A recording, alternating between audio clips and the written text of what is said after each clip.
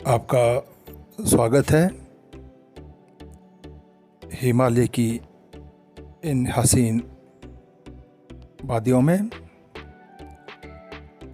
ये हम कुल्लू मनाली के बीचों बीच नगर से गुज़र रहे हैं। अगले कुछ मिनट्स में आप यहाँ के सबसे सुंदर रूट पर विचरण करने वाले हैं। इसका मुख्य कारण है ये रास्ता देवदार के घने जंगलों से होकर गुजरता है और रास्ते में बहुत ही खूबसूरत घाटियों के वादियों के आप दर्शन करने वाले हैं और इस रूट की कुछ अहम विशेषताओं से भी आप परिचित होंगे। आपको बता दें कि ये लिंक रोड बिजली महादेव तक जाता है, जो यहाँ से लगभग 24-25 किलोमीटर दूर है। ये रूट नीचे Kullu Manali left bank route के समानांतर आगे बढ़ता है।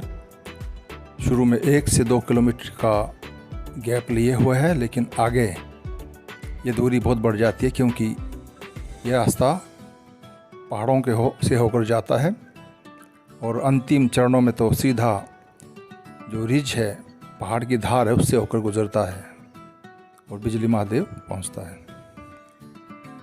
इसी रूट पर पड़ता है जाना गांव, जो यहाँ से 12 किलोमीटर दूर है और वहाँ पर थोड़ी दूरी पर है जाना फॉल, जो एक पॉपुलर टूरिस्ट डेस्टिनेशन के रूप में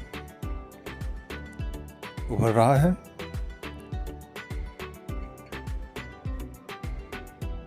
इस रूट में आपको ऐसा फील होगा कि जैसे देवदार के पेड़ सड़क के दोनों ओर आपके स्वागत करने के लिए खड़े हैं और अपने इष्ट आराध्या की ओर मंजिल तक आगे बढ़ने के लिए आपको प्रेरित कर रहे हैं। आपको बता दें कि देवदार, इसे देवताओं का वृक्ष कहा जाता है, देवतरु इसको कहा जाता है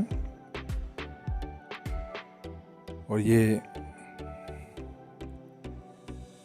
शिव के रौं के रूप में भी इसकी संज्ञा दी जाती है और शिव भगवान तो हिमालय के शिखर पर विराजमान रहते हैं और जो हिमालय पर्वत हैं वो शिव के ही प्रतीक के रूप में हम उनको अनुभव करते हैं, उनको हम फील करते हैं और ये शिव के रौं के रूप में अपनी उपस्थिति दर्ज करते हैं। इस रास्ते में शिव के दूत के रूप में खड़े हैं सड़क के दोनों ओर आपका स्वागत करते हुए।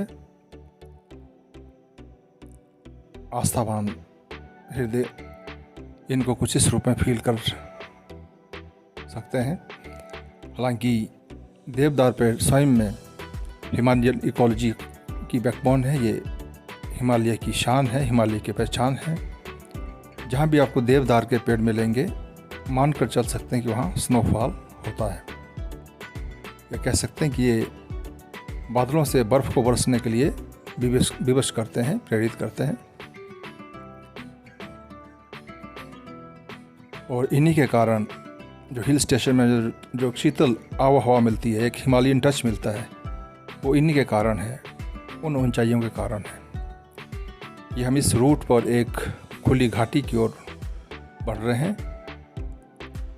पेड़ थोड़ा विरल हो रहे हैं और आप देख सकते हैं सामने नशाला गांव और घाटी का नज़ारा और साथ में दूसरे गांव घाटी के और खेतों में आप देख सकते हैं एप्पल ऑर्चर्ड्स बहुतायत में।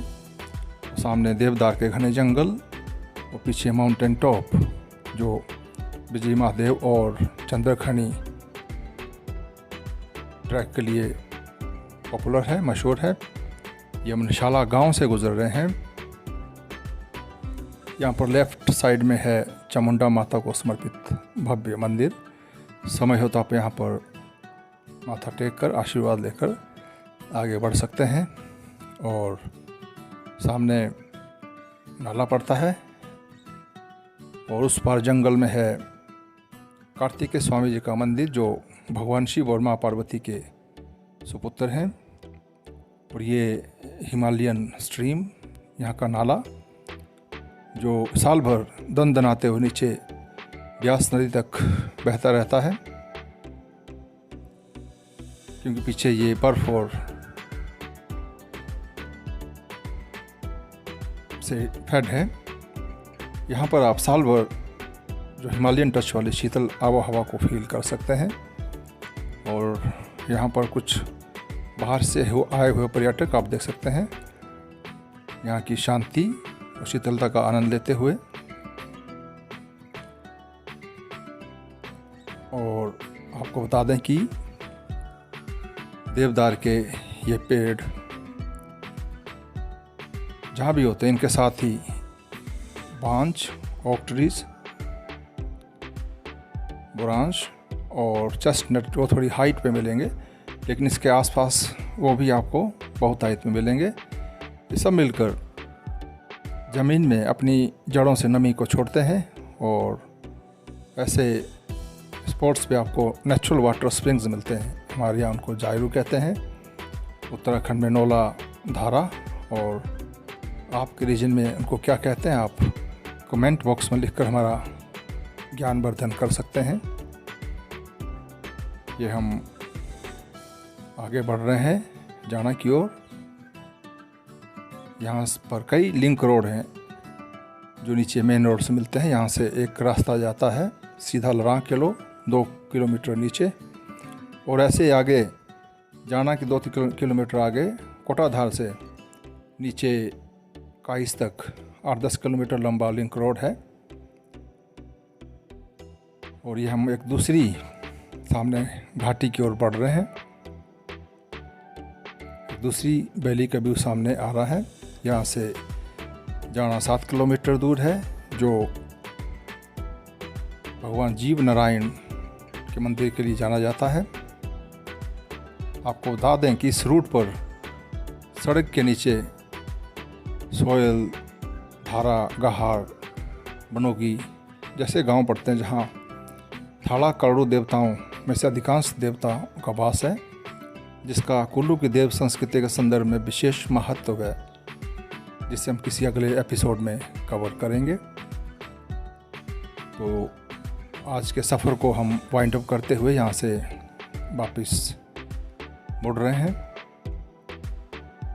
इन आसमान छूते देवदार के जंगलों के बीच में सफ़र हमेशा ही एक अलग शांति व आनंद व दिव्यता का अनुभव रहता है। सामने कटराई, फौजल वैली, डोभी का व्यू आप देख सकते हैं, ब्यास नदी के उस पार। और इधर नीचे लड़ांग केलो, अरछंडी, हिरनी व दूसरे गांव।